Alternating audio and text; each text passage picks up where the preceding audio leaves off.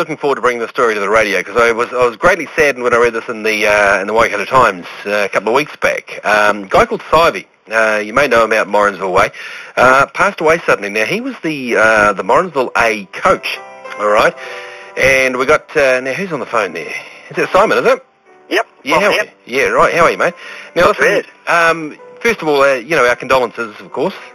Yeah, cheers for that. Yep. Yeah, that was a pretty sudden passing, wasn't it? Yeah, it was. It was sad for all. I mean, obviously, we had a big game on the Saturday to make the semi-finals, which we had to win, and Stivey got us through with that. Yep. And then we had the sad news passed on to us on the Sunday morning that he'd passed away. So yeah, it was a hell of a shock for all. Because how old was the guy? 42. 42. That's really scary. That's the same age as me. Yeah. That's really funny, and no history of heart disease or anything.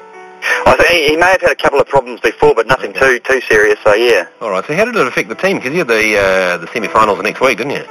Yeah, we basically went from organising everything on the Saturday night to play in the semi-finals to having to deal with farewelling our coach all of a sudden. So it was a hell of a shock for all the boys, but we basically had a big talk amongst the team and the club and that, and got everything out there quite early. Yep. So we could get back to organising what he'd already got us to. So we had to basically back up straight away that week in his honour to finish the job that he'd started. So right, okay, and so you guys played on that. Must have been a hell of an emotional game, that semi-final against who? Yeah, it was. Like we'd asked if we could have a moment's silence before the game to line up.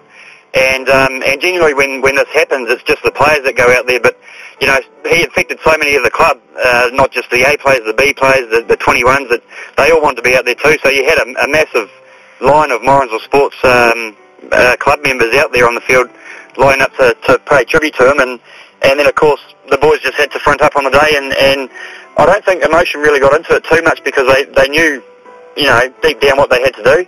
And just when the final whistle, and that's when the emotion came out, and it was like one of the old school, like an All Black game or a Waikato game where the kids run on the field. You had all sorts of people running on the field and holding the players up, and there were tears and yahoos and everything. It's such an amazing feeling. So well, this is the first time that Morrinsville's made it to the finals as well as a club.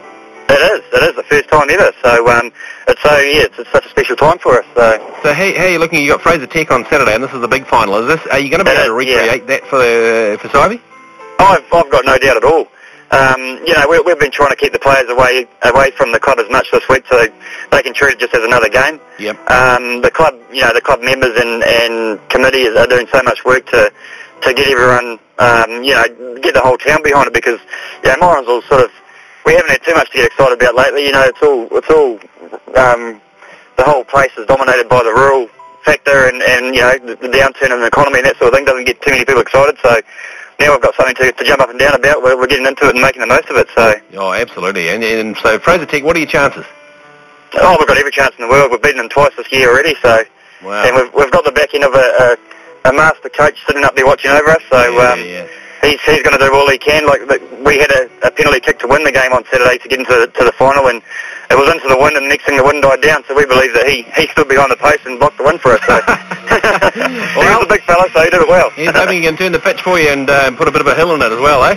Yeah, we will do. Best of luck, Morrinsville, this weekend, eh? Thanks very much for that. You're more than welcome. Here are the Killers. It's 8:20 Classic Hits.